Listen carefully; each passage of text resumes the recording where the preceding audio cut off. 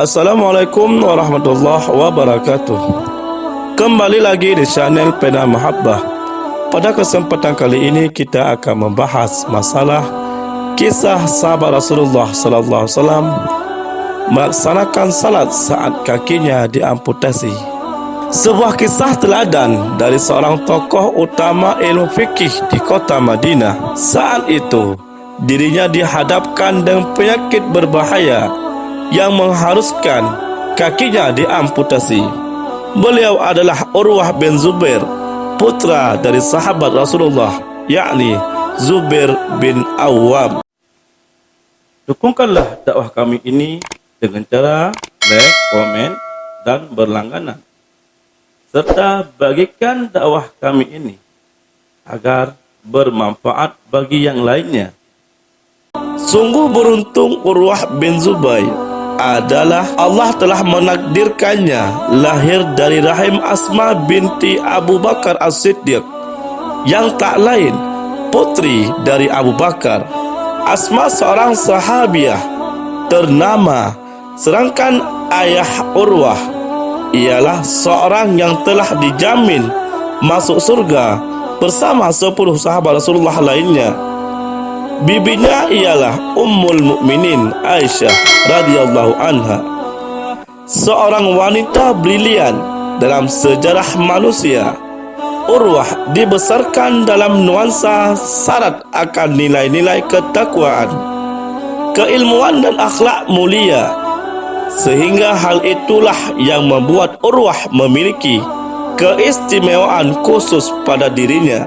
Sejak remajanya, Urwah bin Zubair sudah membiasakan diri untuk mengkhatam seperempat Al-Quran setiap harinya, menghafal hadis dari sang ayah. Bahkan berkatnya juga hampir sampai semua hadis yang diriwayatkan Aisyah dapat sampai kepada umat muslimin saat ini. Lalu perilaku terpuji lainnya adalah Urwah selalu bangun malam dan tak pernah meninggalkannya kecuali ketika malam saat kakinya harus diamputasi. Melansir dari dakwah Islamiyah, Allah Subhanahu wa taala memberikan sebuah ujian kepada Urwah bin Zubair melalui sebuah penyakit kanker kulit yang sangat berbahaya. Penyakit itu harus menjalar dari kaki hingga betis Urwah. Perlahan-lahan, hari demi hari, kakinya mulai membusuk. Para tabib khawatir melihat kondisinya.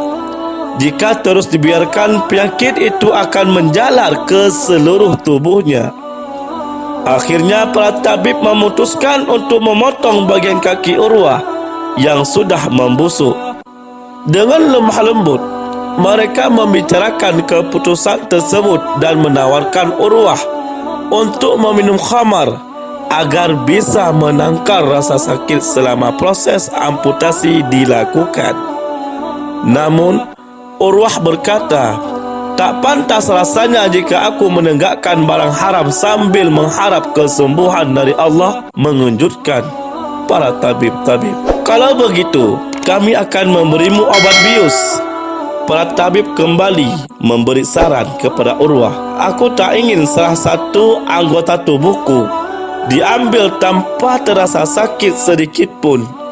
Aku justru berharap pahala yang besar dari rasa sakit itu," ujar Urwah bin Zubair. Sesaat kemudian masuklah beberapa orang yang tak dikenalnya.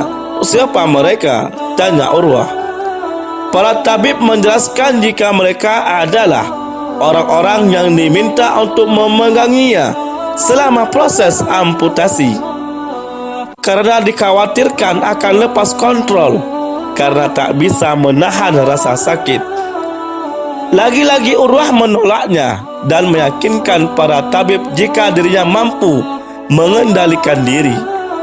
"Jika tidak ada cara lain, maka baiklah, aku akan salat dan silahkan tuan-tuan mengamputasi kakiku ketika itu," kata Urwah kepada para tabib. Akhirnya proses amputasi dilakukan.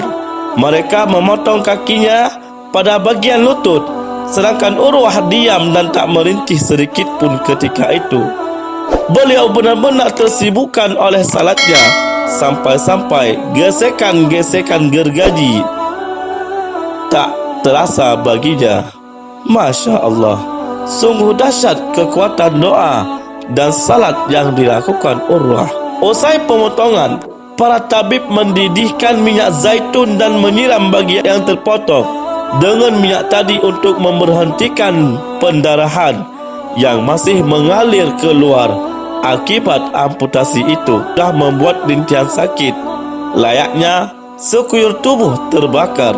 Bagaimana dengan Urwah yang harus menahan sakit dari tulang dan dagingnya yang disiram minyak panas dalam keadaan sadar tanpa obat bius? Tetapi dengan kasih sayang Allah terhadap hambanya, seketika Urwah pun langsung tak sadarkan diri. Setelah kembali sadar, Urwah berkata lirih sambil menyetir firman Allah. Namun cobaan tak berhenti sampai di situ saja. Diriwayatkan bahwa pada malam kakinya diamputasi itu, salah seseorang anak kesayangannya bernama Muhammad jatuh terpleset dari atap rumah dan wafat seketika itu juga. Para tetangga dan handataulan berdatangan memberikan takziah kepadanya. Namun, apa yang dilakukan Urwah? Ia justru memanjatkan pujian kepada Allah Subhanahu wa Ta'ala. Segala puji bagimu ya Allah. Mereka adalah 7 bersaudara yang sulit di antaranya telah engkau ambil. Mereka adalah 7 bersaudara yang 1 di antaranya telah engkau ambil. Namun engkau masih menyisakan 6 bagiku. Sebelumnya aku juga memiliki 4 anggota badan. Lalu engkau ambil 1 daripadanya, dan engkau sisakan yang 3 bagiku. Meski engkau telah mengambilnya, engkau jualah pemberiannya. Dan meski engkau telah mengujiku, namun engkau jualah yang selama ini memberikan kesehatan kepadaku dan kepada kaum-kaum muslimin yang lainnya. Masya Allah, ketabahan dan keikhlasan hati Urwah sungguh luar biasa terpuji. Ia menerima kepergian putra tercintanya dengan hati yang lapang, seperti saat ia harus kehilangan salah satu anggota tubuhnya. Urwah tak pernah kecewa dan berputus asa atas takdir yang Allah berikan. Justru ia terus memuji akan kebesaran Allah yang selalu memberikannya keselamatan di dunia dan juga di akhirat. Qadarullah, Urwah bin Zubair wafat pada tahun 93 Hijriah dalam usianya yang ke-70 tahun dalam keadaan berpuasa. Hisham bin Urwah yang merupakan putra dari Urwah pun menceritakan, jika sang ayah telah meninggal dalam keadaan berpuasa, Urwah tak pernah meninggalkan salah satu ibadah tersebut. Bahkan ketika ajal telah mendatanginya, Urwah bahkan menolak saat keluarganya menyarankan untuk berbuka. Ia berharap kelak dirinya bisa berbuka dengan seteguk air yang mengalir dari sungai Kausar di dalam bejana emas di tangan para bidadari-bidadari yang cantik dan jelita. Air tersebut memiliki warna lebih putih dari susu dan rasanya lebih manis dari madu. Sungai Kausar sendiri berada dalam surga Allah Subhanahu wa Ta'ala. Begitulah ketabahan di mana beliau diberikan cobaan yang bertubi-tubi, seorang Urwah. Maka dengan ini bisa kita mengambil pelajaran. Semoga kita bisa mengikuti jejak-jejak Urwah kepada kita semuanya. Amin ya rabbal alamin. Wallahu a'lam bishawab. Wassalamualaikum warahmatullahi wabarakatuh.